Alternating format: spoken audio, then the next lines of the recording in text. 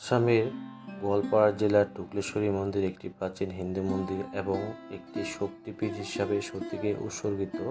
শক্তিপীঠগুলো হলো সতীর মন্দির বা ঐশ্বরিক স্থান। বিশ্বাস করা হয় যে সতীর মৃতদেহের শরীরের অংশ পড়ে যাওয়ার কারণে শক্তির উপস্থিতিতে এগুলি প্রতিষ্ঠিত হয়েছিল।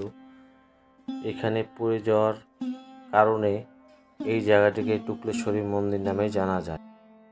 সপ্তদশ শতাব্দীতে বিজনি স্টেটের জমিদার রাজা কুমোদ নারায়ণ এই মন্দিরটি নির্মাণ করেছিলেন। প্রধান মন্দিরটি পাহাড়ের চূড়ায় অবস্থিত। সিঁড়ি দিয়ে উপরে উঠতে হয়, সেটাও খুবই কষ্টকর ব্যাপার, কিন্তু আপনি যদি উপরে উঠতে পারেন সুন্দর মনোমুগ্ধকর প্রাকৃতিক পরিবেশ দেখতে পাবেন আর কি। প্রথম আমি টুকলেশ্বরী গোয়ালপাড়াতে মন্দিরে আসলাম, খুবই সুন্দর লাগলো মন্দিরটা। আশেপাশে পাহাড়, চারিদিকে বড় বড় পাথর, তারপরে মন্দিরের চারপাশে বান্দর আর কি। আপনি যখন পূজা দিতে পূজার সামগ্রী যখন কিনে নিয়ে যাবেন তখন বান্দর আপনার হয়তো পূজার সামগ্রী টানতে ধরে নিতে পারে আর কি, নিয়ে যেতে পারে, কারণ তারা ওগুলোকে খাওয়ার জিনিস মনে করেন আর কি। তো মন্দিরে ঢুকলাম আর কি। মন্দিরে এটা বাইরের দৃশ্যাংশ দেখছেন আর কি। ওই যে মন্দিরটা ওখানে দেখা যাচ্ছে। এখন আমি মন্দিরের ভিতর দিকে চলে যাচ্ছি। আর এই যে বান্দর দেখা যাচ্ছে, কিছু বান্দর বসে আছে, এটা সেটা খাচ্ছে, কেউ কেউ দেওয়ার জিনিসগুলো আর কি। তো মন্দিরের ভিতরে প্রবেশ করব এখন আর কি। তো এই যে দেখেন ছোট একটা বান্দর। তারপর এই যে মন্দিরের এটা প্রবেশ দেওয়ার গেটটা আর কি। তো মন্দিরে যে গম্বুজ দেখা যাচ্ছে,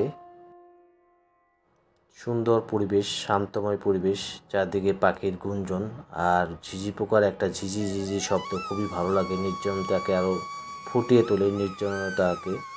তো এই যে বিভিন্ন লোকজন সমাগম হয়ে আসছে। এই যে ইনি আমাদের সাথে ছিলেন, এটা মন্দিরের একজন লোক, লাঠি নিয়ে আসছিলেন যাতে বাঁদর আমাদেরকে না ধরতে পারে আর কি। এখন মন্দিরের ভিতরে আমি প্রবেশ করব আর কি।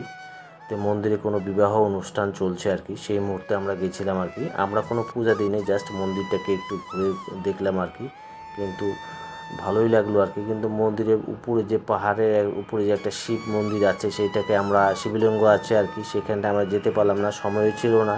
আর অনেক উঁচু জায়গাতে অনেক সময় লাগবে বললো আর কি, 2-3 ঘন্টা লাগবে, তার জন্য যাওয়া হলো না আর কি। পরবর্তী অন্য কোনো সময় যদি যেতে পারি তাহলে যাবো আর কি, আপনাদের দেখাবো। এই বলে আমার এই ব্লগটা এখানে শেষ করলাম।